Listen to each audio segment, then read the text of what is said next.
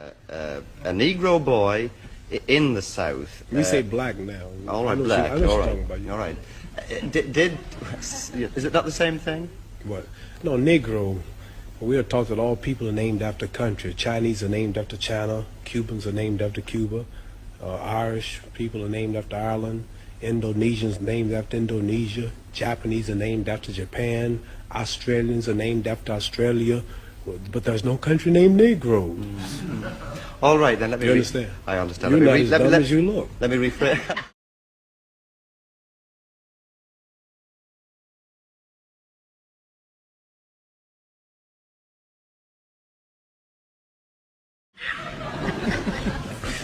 Do I look that dumb? No, it's okay.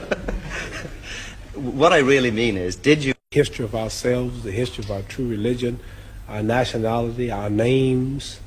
See, we don't have our names, you know. I notice how proud you all are, proud of your names. See, Chinese have names like Chang Chong, Lu Qian, this is Islamic teachings. Russians have names like Kosygin or Khrushchev. You have names like O'Connor or Grady or Kennedy. And Africans have names like Lumumba, Nkrumah. And Jews got names like Weinstein and Goldberg, and Italians got names like Dundee and Benvenuti and Marciano.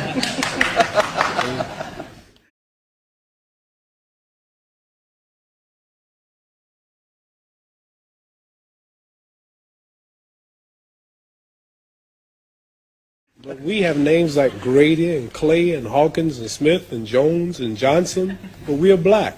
These are the slave names. Yeah, this so when I heard this, I knew it was the truth. It's history. So Muhammad Ali is a beautiful black name of our ancestors. So when I heard this, I just had to walk out of the church and Christianity because they never taught us our true knowledge. Then they told me how we were brainwashed in America. We see Jesus, he's white with blonde hair and blue eyes.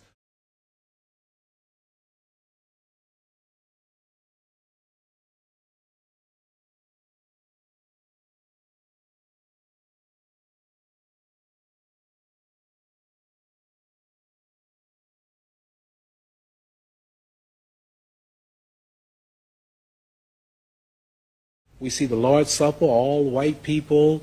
We see the angels in heaven, all white people. Woman, Miss World, a white woman. Even Tarzan, the king of the jungles in Africa, he was white. He said,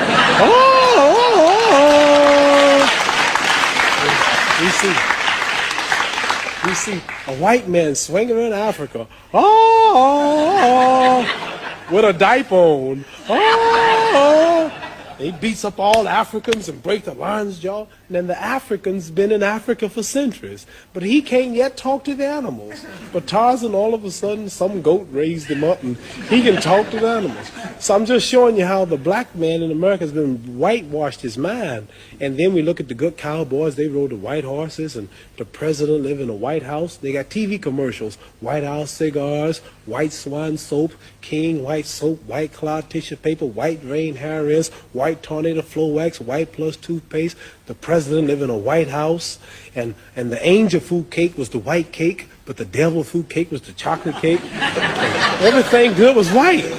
And when I heard this, I said, boy, this is the truth. So our religion teaches us the knowledge of ourselves, the knowledge of our culture, the knowledge of our history, makes us want to be with our own, marry our own, live with our own, clean up ourselves, do for self, quit forcing ourselves in white neighborhoods, but clean our own neighborhoods, makes us proud, makes us identify with our own brothers throughout the world. And after I heard this, being an intelligent man, then like I'm not only a winner in boxing or my stand on the draft, I'm a winner also in the movement that I follow for my people. And the only leader is Elijah Muhammad, who we believe was taught by Allah, God himself, to teach the so-called American Negroes the truth that's been hidden from them for 400 years, which will free them.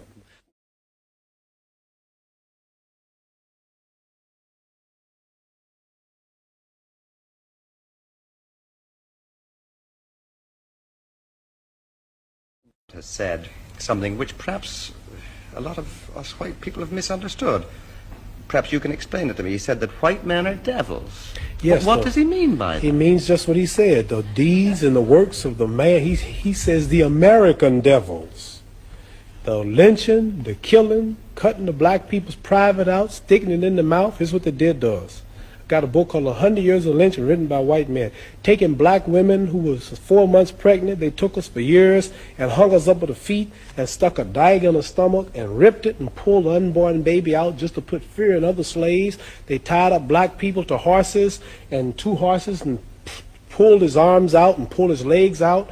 Lemonade trains with white children and white people of America used to come and watch them tie up 10 or 15 black men and pour gasoline on them and burn them, watch them burn alive.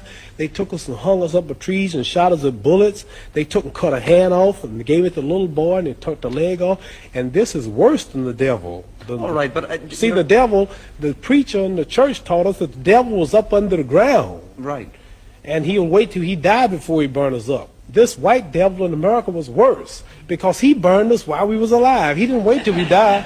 So what I'm trying to say is the deeds and the works. And I think this, if Elijah Muhammad can stand in America for 42 years before my little black self was born and say that the American white man is the devil, then the white man should get up and say you are a lie and carry him to court and say we are not the devil. Not one American, not one government official, one mayor, one senator, none of them will stand up and say that they are not devils and this man is lying. So what am I to do?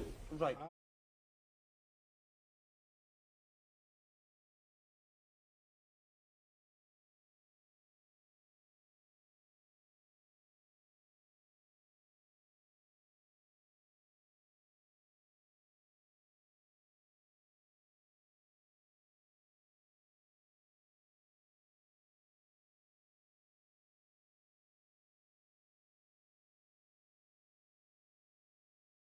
I believe it. Do you believe that every white man is a devil? I mean, Angelo Dundee, Harold Conrad? Angelo Dundee's Italian. He's got a lot of black blood in him.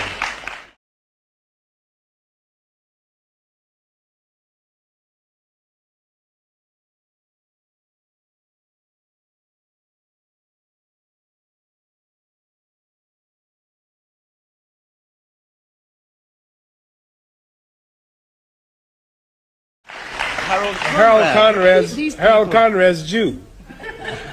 So there are exceptions. There are exceptions. No, listen. What I'm saying to you is this.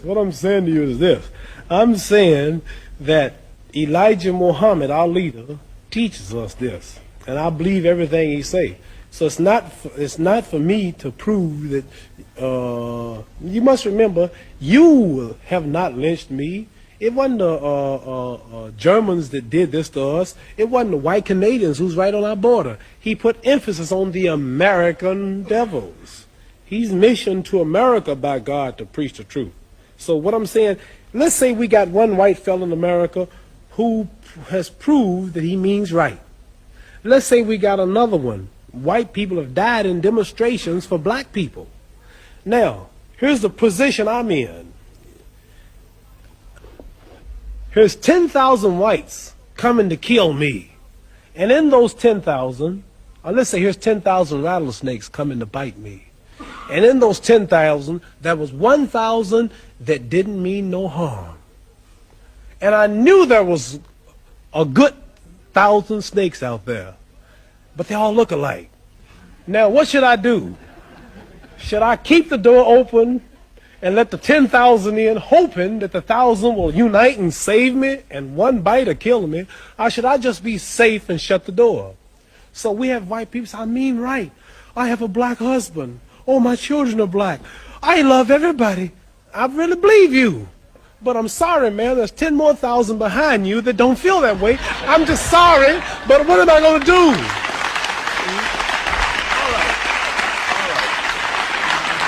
So I like to say this.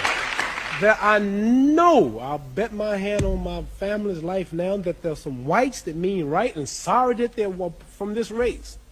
But there's so few until it don't really matter, until I can't forget all the lynching, all the depriving, all the murder, everything that's happened, because there are two that mean right. Right, but see, when America dropped bombs on Vietnam, she drops them. Okay. Babies, boys, when she dropped the bomb on Japan, she dropped it. They don't say some innocent, they just said war. So when a person in Belfast leave a bomb They don't say, well, it's a kid, it's innocent in here. There's an old lady, she's blind. They just, boom, throw the bomb. So what I'm saying, not because they do, we have a problem.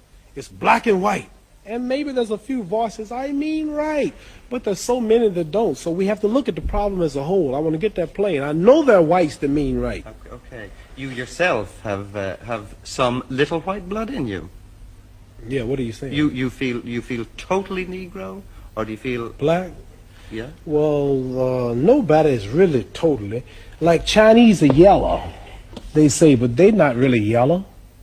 They say you white. Give me something white. You don't look white. Here's white. See, this is white. You're not white. You kind of pinkish.